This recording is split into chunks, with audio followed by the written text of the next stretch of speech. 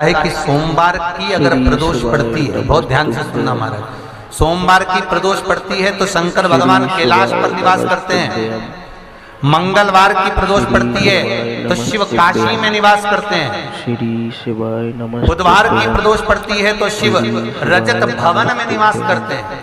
श्री शिवाय। गुरुवार की प्रदोष पड़ती है तो शिव गंगा के स्थल पर निवास करते हैं। शुक्रवार की अगर प्रदोष पड़ती है तो शिव नीलकंठ पर विराजमान होते हैं। शनिवार की अगर प्रदोष पड़ती है तो शिव शमी के वृक्ष के नीचे रहते हैं। और रविवार की जब प्रदोष पड़ती है तो शिव बेलपत्र के पेड़ के नीचे निवास करते हैं। महाराज ये एकादशी शंकर से कह रही है कि आपका स्थान ये नहीं कि आप कैलाश पर मिले, उस वार को, उस तिथि के दिन, उस अनुकूल।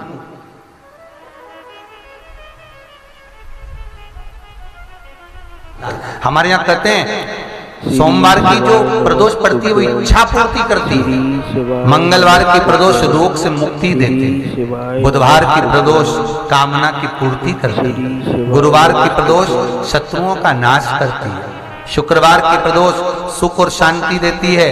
शनिवार की प्रदोष संतान का सुख देती है। और रविवार की प्रदोष जो काम दुनिया में कोई नहीं कर सकता वो अचूक फल की प्राप्ति रविवार की प्रदोष करा देती है। ऐसी प्रदोषों का नियम वर्णन किया चाहिए। भगवान कहते ठीक है तू थोड़ी देर। एकादशी सम्मुख खड़ी हुई पार्वती जी ने जिस अंगुष्ठ का जल पीने के लिए लिया था हाथ में, बस पीने ही वाली थी, शंकर भगवान ने वही हाथ में जल लेकर एकादशी के हाथ में उसको देकर कहा ले, ये मेरे द्वारा निर्मित एक व्रत है जिसे त्रयोदशी के दिन तूने मांगा है, मैं तुझे देता हूँ। आज इस व्रत का फल मैं तुझे प्रदान करता हूँ। अब तू जिस जीवात्मा को लेकर जाएगी उसका पाप प्रबल नहीं होगा। किसी स्त्री, पुरुष, बालक, बुजुर्ग जो भी होगा जिसने प्रदोष का व्रत करा होगा वो जीवात्मा को तू किसी फल की कामना से नहीं स्वतः ही लेकर चली जाए। उसमें कोई कामना नहीं है।